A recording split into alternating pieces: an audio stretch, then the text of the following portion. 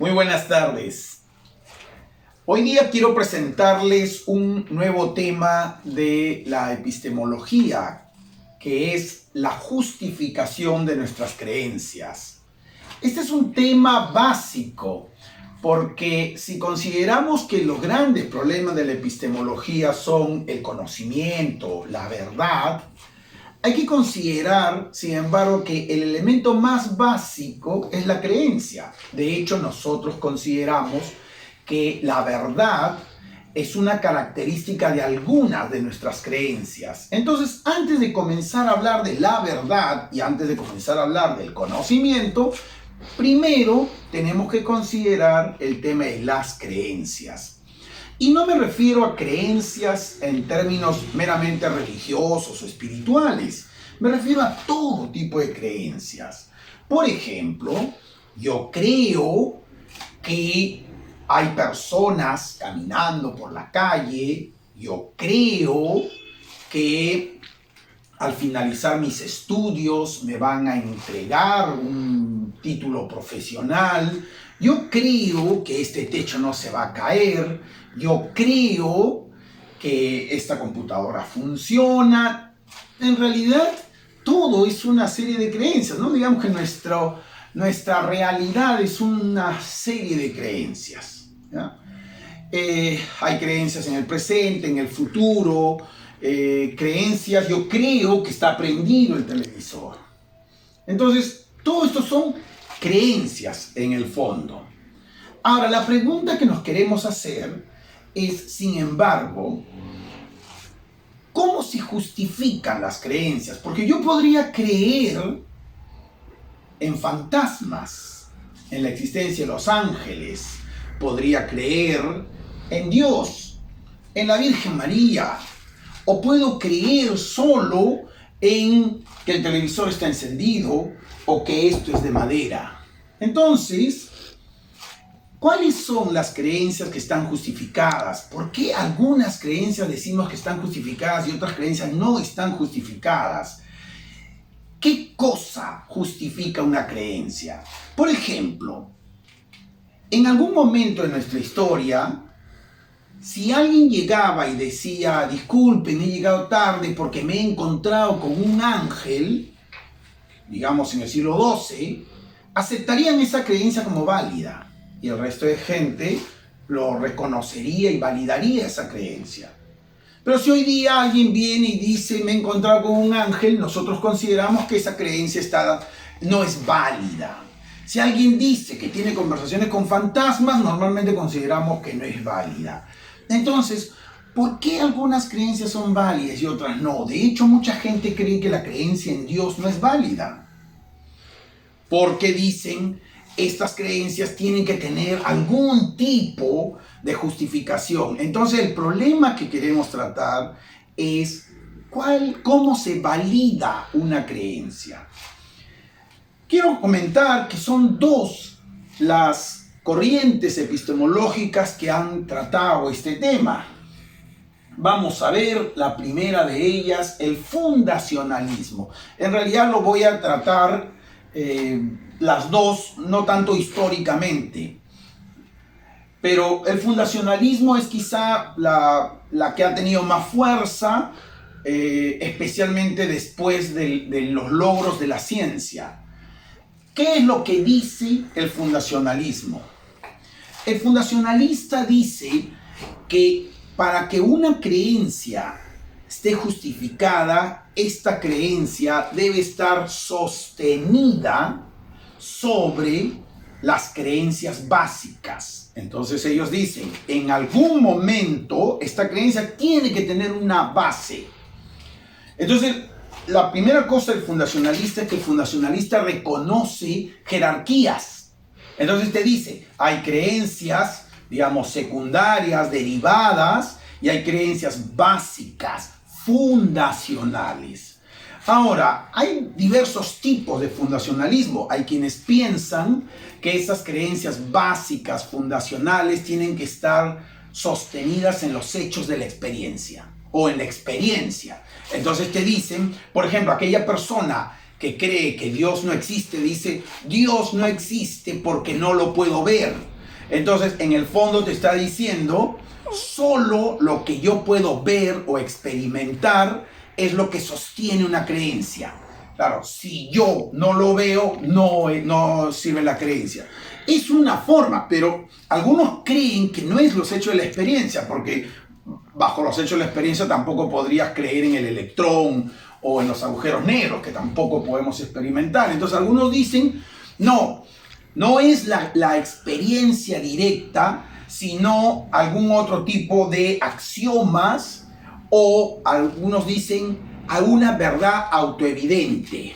Algunos hablan entonces de experiencia directa, otros hablan de axiomas, otros hablan de verdades autoevidentes, pero lo propio del fundacionalista es que hay creencias básicas. Miren lo importante de esto. Por ejemplo, si se trata de emitir una sentencia para el juez, qué importante es que el juez reconozca lo que el fundacionalista quiere reclamar, y es la evidencia. Entonces el fundacionalista está reclamando que hay creencias que deben sostener. ¿Ya? Estas son las creencias básicas, más allá de las otras creencias. Entonces, en este sentido, el fundacionalista tiene un peso que nosotros no podemos olvidar. Si nosotros eliminamos al fundacionalista y nos eliminamos la palabra evidencia, entonces cualquier creencia sería válida, pues. Y eso es la fortaleza del fundacionalista. Pero frente al fundacionalismo ha aparecido la otra tendencia en epistemología que se llama coherentismo. ¿Cuál es la idea del coherentista? El coherentista, en cambio, reclama que la creencia en el fondo depende de la cultura. Por ejemplo, lo que yo les dije hace un momento. Les comentaba que en el siglo XII alguien podría justificar su tardanza diciendo que se encontró con su ángel de la guarda. Y sería válida esa creencia, porque dentro del contexto del siglo XII, la gente se encontraba con ángeles y justificaba ese tipo de creencias. O sea, sería aceptable. Hoy día no es aceptable. Entonces, el coherentista dice, date cuenta que tus creencias, en el fondo tus creencias, dependen de que sea aceptado por un conjunto coherente de creencias, ¿no? Que nosotros llamamos o cultura o disciplina, y vean que de alguna forma la ciencia también tiene su sentido coherente, ¿no? En ese sentido comunitario con el que trabaja. Un científico tiene que ser, sus conocimientos tienen que ser admitidos por una comunidad, tiene que haber una coherencia con el resto de conocimientos de una comunidad. Entonces, lo que la coherencia está reclamando es, en primer lugar, no hay creencias, no hay jerarquía, sino que en el fondo todas las creencias tienen un tipo de coherencia, digamos, de carácter comunitario.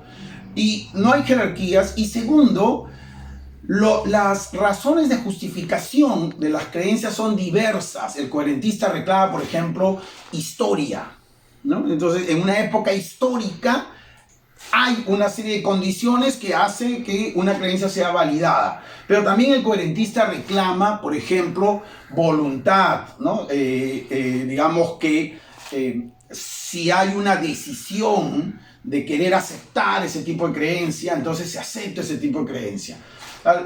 Entonces, el coherentista reclama más elementos a considerar en la justificación de las creencias, ¿ya? ¿Cuál es? Pero vean, el coherentista, justamente al reclamar su complejidad en la justificación, nos da un punto a favor, una fortaleza importante. Porque la fortaleza importante que nos está diciendo es, no nos quedemos tan reducidamente, no reduzcamos todo a lo empírico. No puede ser. No podemos justificar todas nuestras creencias solo con el dato empírico. Hay muchísimos más elementos que deben ser considerados. Y por eso pone más peso en la coherencia, en la comunidad, en el consenso, en la cultura. El fundacionalista reclama que tiene que haber una evidencia, tiene que haber una base, un fundamento, ¿no? Esta es la lucha dentro de este tema en la epistemología sobre la justificación de las creencias. Creo que ambos tienen su peso y creo que los intentos de solucionar el problema están buscando lugares intermedios. Por ejemplo, se habla hoy día de un fundacionalista no intransigente, que sería el fundacionalista que está reclamando algún tipo de necesidad básica, de algún tipo de creencias básicas, pero que sin embargo también está introduciendo otros elementos a considerar. O sea, está, digamos, dialogando más con el coherentista. Hay coherentistas que ya reconocen, un coherentista moderado, digamos, reconoce también que hay algún tipo de jerarquía. O sea, podemos tener algún tipo de coherencia, comunidad, cultura, pero de todo modo reconocer que algunas creencias, por ejemplo las creencias de la ciencia, son más importantes y mejor justificadas que las otras creencias. Entonces, claro, hay esos intentos intermedios en tratar de encontrar la solución y probablemente por ahí está la solución. Pero quiero que vean que esto está de la mano de otro problema. El otro problema que deberíamos de considerar, sin embargo, ¿es necesaria una ética de la creencia? ¿Todas las creencias deberían de ser aceptadas? ¿No deberíamos de tener algunas reglas para decir esta creencia será aceptada bajo estas condiciones? Eso significa tener una ética de la creencia. ¿Hay una ética de la creencia? Ha habido intentos muy importantes en considerar la necesidad de esta ética de la creencia. Algunos dicen no, la creencia, hay actitudes mucho más liberales en torno a la creencia. Pero también este es otro problema que va anexo. ¿Qué tan necesario, qué tan posible es reconsiderar una ética de la creencia, reconsiderar una serie de normas que se requieren para aceptar la validez de una creencia? Dejo esas dos preguntas entonces. ¿Cómo justificar nuestra creencia? ¿Ser más fundacionalista, ser más coherentista? ¿Necesitamos una ética de la creencia? Dos preguntas a considerar. Muchísimas gracias.